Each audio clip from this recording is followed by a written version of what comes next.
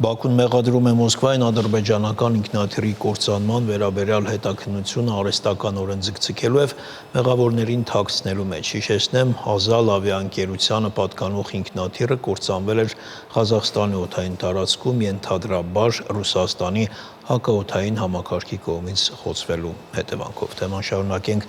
Արտյոմ Երկանյանի հետ, Արտյոմ, նոր մանրամասներ կան։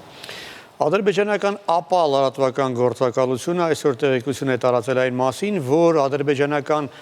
պետական կառույցները ամեն ամիս դիմում են Ռուսաստանի պատկան մարմիններին, խնդրելով պարզաբանել, թե որ փուլում է գտնվում ինքնաթիռի կործանման վերաբերյալ հետաքննությունը, եւ ամեն անգամ այդ դիմումները պարզապես անտեսվում են Մոսկվայի կողմից։ Գործակալությունը գրում է, որ արդեն 5 ամիս է անցել միջադեպից հետո, բայց մինչ օրս ռուսական կողմը չի հրապարակել որևէ տեղեկություն հետաքննության մասին եւ մեղավորներից կամ կասկածյալներից ոչ մեկի հանդեպ խափանման միջոց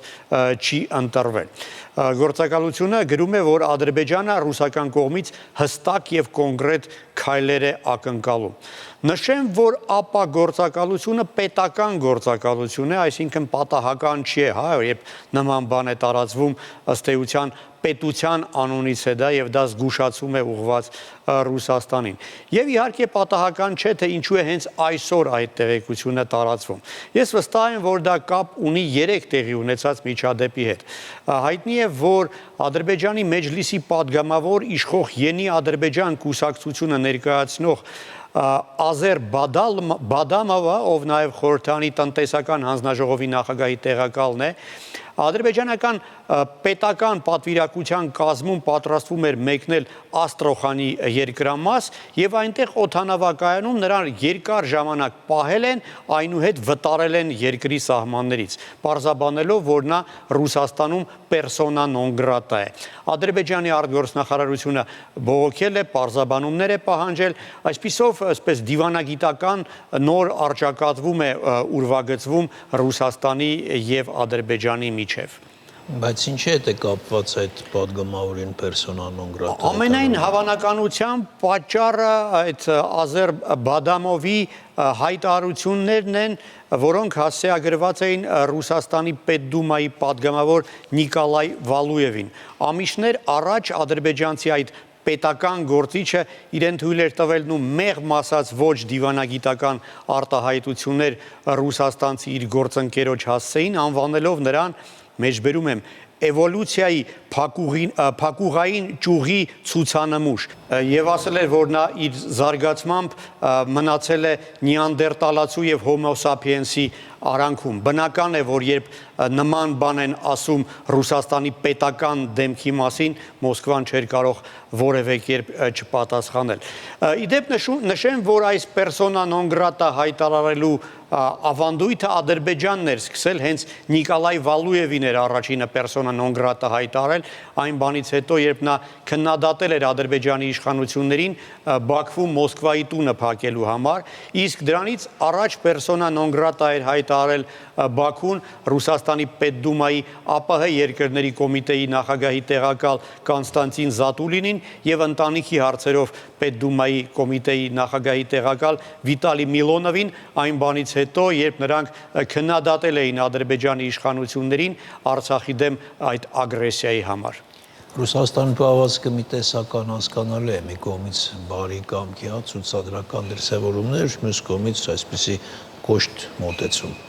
Իսկապես Մոսկվան իր կողմից կարծես ամեն ինչ արեց, որպեսզի մեղմի այդ ինքնաթիռի հետ կապված միջադեպի հետևանքները, այսպես բարի կամքի դրսևորում ցուցաբերեց, ակնհայտ այսպես ընդառաջ քայլեր, Մոսկվայում Հեյդար Ալիևի հուշարձան բացեցին, Պետդումայի նախագահ Վալենտինա Մատվիենկոն պաշտոնական այցով Բաքու մեկնեց, թարմ օրինակը ռուս ուղղափառ եկեղեցու հոգևոր առաջնորդը Մեհրիբան Ալիևային ռուս ուղղափառ եկեղեցու բարձրագույն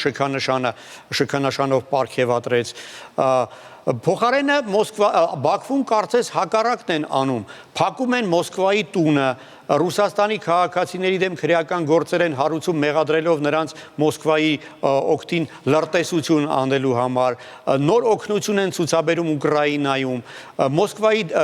Ռուսաստանի դեսպանության շենքի առջև արտոնում են բողոքի ցույցեր, այդ ամենը հասկանալի է, որ զգուշավոր փորձեր են Մոսկվային պարտադրելու ինչ-որ նոր զիջումներ, այդ թվում նաև Հայաստանին վերաբերող հարցերում եւ նույն այս համատեքստում է կարծում եմ պետք դիտարկել նաև այդ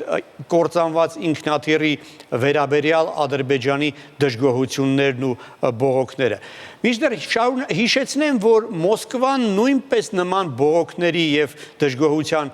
հիմք ուներ, առնվազն նույն ծավալի, իսկ կարծում եմ շատ ավելի շատ, հաշվի առնելով այն, որ Ադրբեջանում այդպես էլ չպատժեցին մարդկանց, զինվորականներին, ում մեղքով խոցվել էր ռուսաստանյան MiG-24 ուղղաթիռը, այն էլ Հայաստանի օդային տարածքում 20 թվականի նոյեմբերին, եւ նրանց ում մեղքով էին զոհվել 5 ռուսաստանցի խաղաղապահներ Ադրբեջանի կողմից Արցախի դեմ ագրեսիայի օրերին 23 թվականին։ Մոսկվան որևէ պահանջներ եւ դժգոհություն համենայն դեպս հրապարակային ձևով այդպես էլ չներկայացրեց, իսկ Ադրբեջանը որևէ բան չարեց այդ մարդկանց պատժելու համար։ Շնորհակալություն, Արծիվ։